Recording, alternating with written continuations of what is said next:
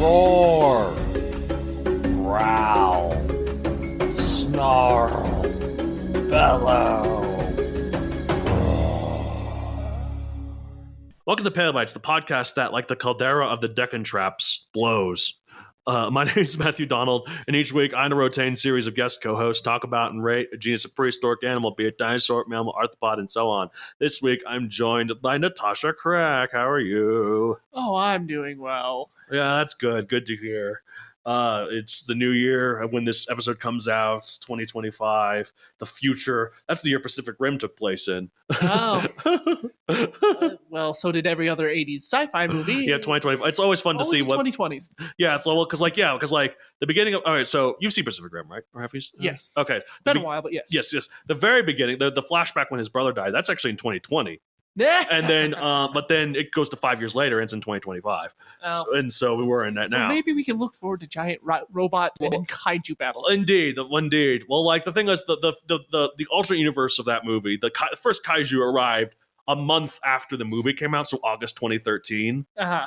And then there's a whole history of like them building the Jaegers and all this sort of stuff. The first Jaeger, like that one Cherno Alpha, the Russian one, was built in 2015. And so maybe the Russians are hiding giant robots. Like Gypsy Danger was 2017. Striker Eureka, which is the Australian one, was 2019. Yeah, so it's so funny to watch that movie now and hear all these dates that were like sort of in the future back then, but like well they were in the future, but now they're in the past. When he's like talking about to Charlie's Day character about a kaiju tattoo on his arm, he's like, my brother and I took that down in 2017. I'm like, did you? In 2017, I just published my first Megazoic book, and you took down a whole kaiju. It's just like, that's not the future anymore. That's so far in the past. We're now closer to when Xenon Girl, the 21st Century, took place versus when it came out on Disney Channel in 1999. The things we used to watch, eh? Zoom, zoom, zoom, boom. Did you ever watch that? My Supernova Probably. Girl. It's very cringy. Probably. But to be fair, I watched a lot of Mighty Morphin Power Rangers. Oh, that's good. And Power Rangers in general. Matt Seibert, my friend and I, we've been going through a lot of Kamen Rider lately. Which is like basically, you know. Oh yeah, it's in a similar vein. It is. It's like the Henshin Hero sort of type, because it's like the Henshin Hero, the Masked Ranger sort of thing. That's where Power Rangers got its footage from initially. Correct. So like I've seen the original Zero Ranger show that Mighty Morphin Power Rangers got its footage from. Yeah, it's a different show for sure, but like it has a lot of the same stuff though. But yeah. And then they're still doing it modern days. We're watching this one series called Kamen Rider Ghost from 2015, I believe. To be fair, they're still occasionally putting out Power Rangers series. Oh yeah, I don't watch those as much anymore. Well, my when I'm feeling nostalgic. Oh yeah, for sure. I really like that aesthetic though. And I like how toyetic they can get. It's like, oh yeah, sell these toys. Like whenever Matt and I watch this, and they do something where they bring out some big weapon, I'm like, yeah, sell those toys, sell those toys. I love it. I actually never mind toyetic stuff in fiction, and so I know some people really hate it, but I'm like, I think it's fun because it encourages creative production design. There you go. And also it can help with world building. Yeah, like. So I don't mind toyetic stuff. Like, even though people are like, oh, it's just to sell toys. I'm like, yeah, but it also, you can use it well as a tool. Yeah. And speaking of using something well as a tool, Magnolia leaves. You can make a tea out of it, maybe, or you can. No, you can't. Okay. No. That's a shame. Well, you can do stuff with it, maybe some point where you can smoke it. Humans, not so much. I guess that's true. I mean, people do try to make Magnolia scented perfumes. Oh, okay. Well, that's one thing to do with. There you go. It works. Magnolia means of great excellence, by the way. Type is an angiosperm, a group that includes all flowering plants that first evolved in the Cretaceous, but maybe might have evolved earlier in the Jurassic if Nangginganthus ends up being a flower, which I think you and I did an episode on that a while back. I think so. The Jurassic flower.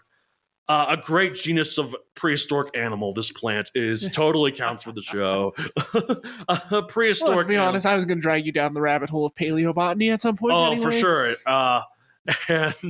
Well, this actually isn't the first time we talked about a plant or an on-animal. So there's been a few, and most of them with you. Occasionally, one among my sister, and we talked about Luca, the last universal common ancestor, Nice. which was bacteria of some sort. Size, like all plants, it varies. It can be as big as a big tree or as small as a small bush, but they can get up to 60 to 80 feet tall. Diet sunlight, obviously, like plants. Time, early Cretaceous to late Holocene, 95 million to 0 million years ago. Yes, it's alive today. Another rule I'm breaking for this day.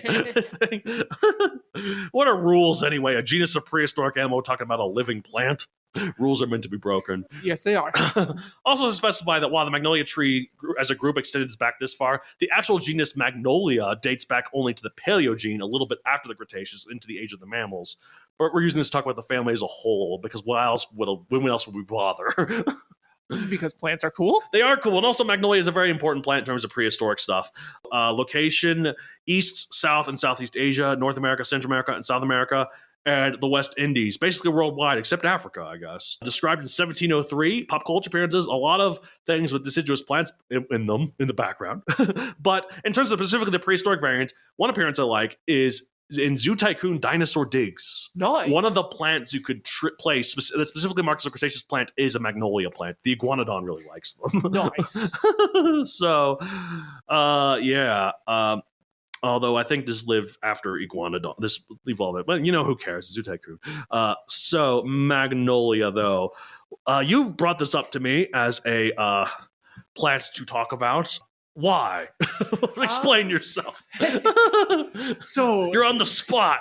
Nah, it's fine. No, in part. So, hailing back to your Megazoic books, yes, you described one of your characters as a bit of a Southern belle. Yes. So in a little bit of research, because there's no good way to show a Southern accent. Yes. I decided to see if any plants dated back to the time period of said dinosaur. Yes. Turns out Magnolia overlapped with that dinosaur. And also... And they are associated often with the Deep South. Well, so she's wearing one on her microphone. Yes. The state flower of Mississippi is the Magnolia, I've heard. And they are beautiful. They are very beautiful. I've seen a couple of varieties even grown up here in Colorado. They're also, in China, and they're associated with beauty and gentleness. I believe, actually, the plant in Mulan, when they're like, what beautiful blossoms we have this year. But look, this one's late. I bet when it blooms, it'll be the most beautiful of all. I think that's a Magnolia. I think it looks similar to this picture here. It looks similar enough. Yeah, so, but yeah, it's an ancient genus, though. Like I said, it was a way to associate with the ever-spreading deciduous trees from back in the day. For a long time, the only plants were the only trees were conifers. And cycads also. Tree is not really people forget this. Tree is not a family of plants. It's Correct. A type of way plants can grow. And I think all plants have the capability, maybe not real, but you know what I mean. They any group of plants can have the capability of becoming a tree-like form. Correct. I actually have a couple of those at home. Yes. So one of them, their common name is the African milk tree, but it actually is a euphorbia trigonia, if I remember correct. Right. And even bamboo is kind of a tree of its own, but it's also grass. Technically, it's a grass. Yeah, it's a grass. So it become a very tree-like structure. Yes. So and then Magnolia is the same way. Magnolia is it's not just the flower; it's the tree. It's the tree itself. And deciduous trees, the way that the amount that changed prehistoric times, like Cretaceous in general, it cannot be understated. The impact it had. I haven't mentioned this in my Megazoic books. The second one, I have a little section talking about they go through this garden at one point. I talk about how flowers, which back then had only evolved in the last 40 million years, and the changes it done because it changed the diet of so many creatures, it expanded the diet of so many things, it expanded the world of bugs. Wasps were a thing before flowers. Because of flowers, they could evolve into bees, and same with I don't think moths or butterflies evolved yet, but they were getting there. And then other insects had gotten this relationship with flowers that expand the diet of mammals, and also of the birds had just recently started to evolve.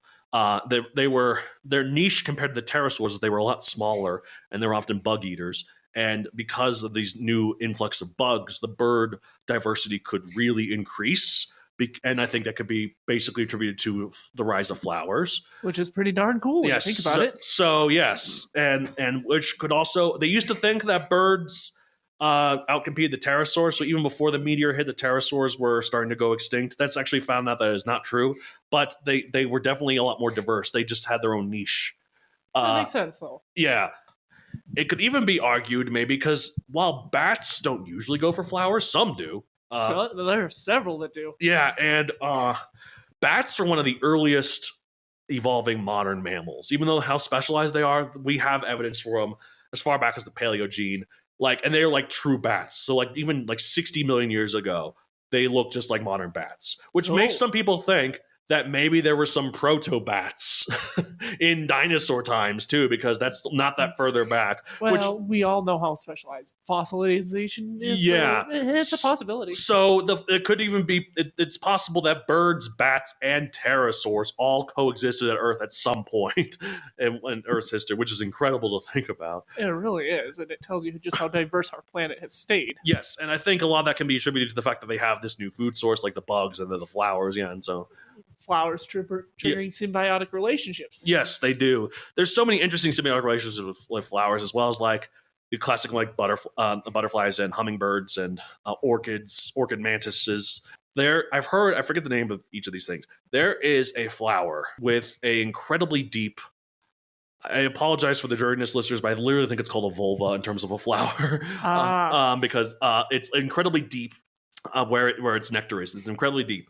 No other bird can get to it except for this one bird, this hummingbird, that has an incredibly long bill.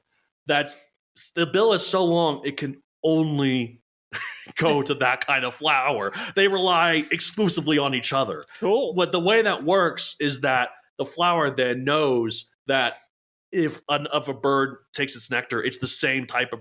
That bird is going to go to the same type of plant, and therefore it'll be able to spread its pollen a lot better.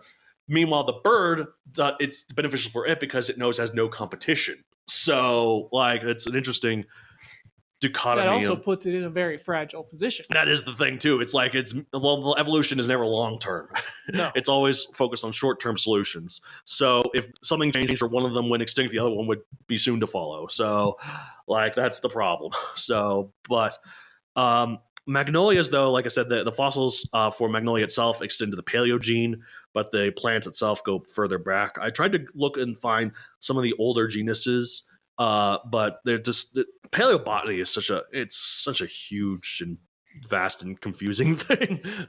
Botany's fun anyway, though. Yeah, it's like I'm no Dr. Sattler. I'm more of an Alan Grant. I'm a hobbyist plant keeper myself. Oh yeah. I have a very healthy collection of houseplants. Yeah. Little by little, as I'm going through my tattoo journey. Oh yes. I've got florals. Oh yeah. Oh, you got some pictures there. It looks like. Well, it doesn't. I swear I had one on my shoulder. Oh, nice. Yeah, and you're wearing a sweater and a shirt, so it's probably difficult to just stretch it it to show you otherwise. So yeah. Yeah, probably. But I can't find. You'll show me some. Oh, here it is. Okay, cool. Oh, damn, that's beautiful. Oh, wow. So that's good stuff. But yeah, in terms of I'm trying to think. So it's just interesting, like just the change one thing can do to the whole ecosystem and the whole biosphere, and like deciduous trees, and by extension, like plants like magnolias.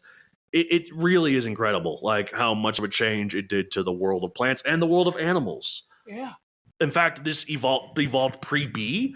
They theorized to encourage pollination by beetles because that's how they pollinated before bees. I mean, beetles are pretty darn cool pollinators on their own. They don't. I mean, they have wings, but they don't usually fly, though, do they? I guess some of them can. Several fly quite readily. Yeah, I guess that's true. Cockroaches don't really fly, though. I think the American cockroach. Oh no! The American cockroach can fly. Does fly. Man. No, I think about it, I've seen that. Yeah. But if we're talking about the South, then you got to talk about the June bugs. Oh yeah. Well, it's like that wouldn't hurt a June bug. Yeah, but a June bug will hurt you. They're little tanks. Oh boy. And they can fly. And isn't there also? I've heard of cockroach milk before. That's a new one on me. It's a little crystal that like a certain type of African cockroach makes. That like the female makes it quote unquote lactates and then gets this cockroach milk for its It's young and it's horrifying. And again, it's not really it's a crystal. It's not really like a liquid. Although because some scientists are idiots, they have tasted it and they have found that it tastes almost exactly the same as regular milk. So maybe it's going to be a superfood at some point. To be fair, that's probably how we found out half of what plants were edible and half of which will kill you, and the other part of which makes you see God for a week. I know, that's the thing. I could never be a food taster because it's like just you eat it, you could die, or like you could eat it, you could. I don't know. It just you have to, if you're gonna get into foraging, be extremely careful, be right? Extremely smart. There's this podcast I was listening to with this person who was a very huge idiot that a lot of them like to make fun of for being a doofus. He said like if we ever go to an alien planet, he said he would happily take the job of food taster, and they're like, why? And he's like, because what if it's good? And it's like, someone's got to go and taste to make sure it's edible. It's like, yeah, but you'll still be able to do that after it's safe. But he's like, but I want it now. I mean, to be fair, if I say the word nightshade, oh yes, everybody's mind goes to belladonna. Yes, I go with tomatoes personally. I think there you go. Yeah, you're one of the few oddballs. Most of the nightshade family is edible, right? Except for belladonna. Yeah. Actually, if you were to grow potatoes in your garden and let the plant come to full fruition and it gets berries, don't eat the berries. Good to know. And which of them make you see God or like grow your third eye and see enlightenment? Poison. Yep, like the ones that get you real tripped up. That's probably how early humans did it. They just tried. They just got high off of certain things. Yep.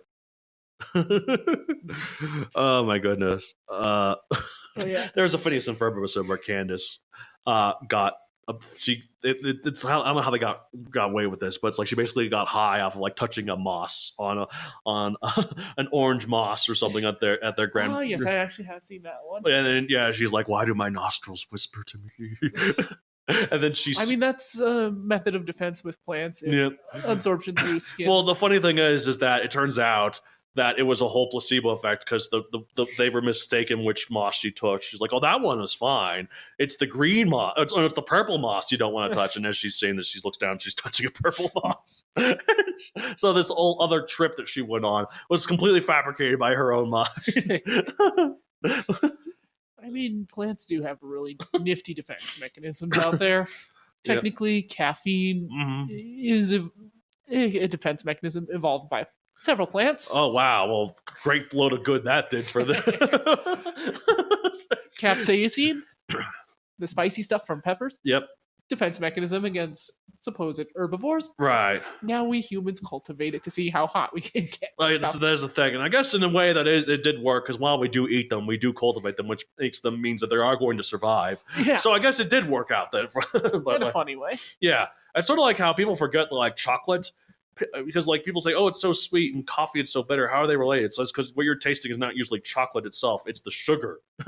Pure chocolate is basically coffee. I actually like dark chocolate. Dark chocolate, dark bitter chocolates. I'll eat the 85% dark. My parents love dark chocolates. I'm not a fan, but I prefer the sweeter chocolates. But I'm more of a milk chocolate. I'm not really that much of a chocolate person. I get usually my sweets from soda. Oh, that reminds me, I forgot to get you a Mountain Dew Voltage. That was gonna be my payment, and I forgot. Oh man. But yeah, so magnolias though, it's a pretty unique plant. It has prehistoric significance, and it's still around today. So for me, it gets an A rating because I don't think it should count out of 65 million. But if I must rate it, probably like a 33 million because it is pretty good. But I don't think it counts. But I'm doing it for you. So what are you gonna rate it? Oh, good question. Because it is something that if I could grow up here, I absolutely would. Colorado's climate doesn't really allow for I was going to say, that's not really a good location for magnolias. The fact that it survives to the modern day and is associated with so much good, like a couple of states here in the United States, absolutely love it. It's associated with a lot of good things over in the eastern parts of the world. Right. I mean, we'll give it a solid 40 million on that one. Right. Yeah, that sounds like... All right, well, that's it for this week. If you want to get the whole show, you can contact me at palebytespodcast@gmail.com and Pale Bites Podcast on Blue Sky and Pale Bites Podcast on Instagram, or Matthew Donald 64 on Blue Sky and Matthew Donald 64 on Instagram. Where can they find you? I can be found on Instagram at NK Arts and Crafts. Yes. And I am on a artist app called Kara. Yes. K-A-R-A or C-A-R-A? C-A-R-A. All right, C-A-R-A. I am under Blues Arts and Crafts. Yes. I have a book series on Amazon Megazook available for print and Kindle. Like Natasha said, there is Magnolia in it in one of the pictures. I also mentioned a Magnolia tea, which it turns out is not a thing, according to Natasha. They're drinking it at some point. I'm like, well, I don't know what tea leaves obviously are a very specific thing, and I don't know. They are. But like, look, I don't know prehistoric plants. I think tea leaves are also cultivated, so maybe they would have had some sort of way to cultivate Magnolia into tea leaves. I don't know. That's my BS excuse. Because I know it's a prehistoric plant, so I do include it in my Megazoic books briefly. So, nice. Yes. And that's it for this week. It's the end of every episode of Paleo Bites. What beautiful blossoms we have this year. But look, this one's late. I bet when it blooms, it will be the most beautiful of all. Watch as someone tells me it's actually an orchid.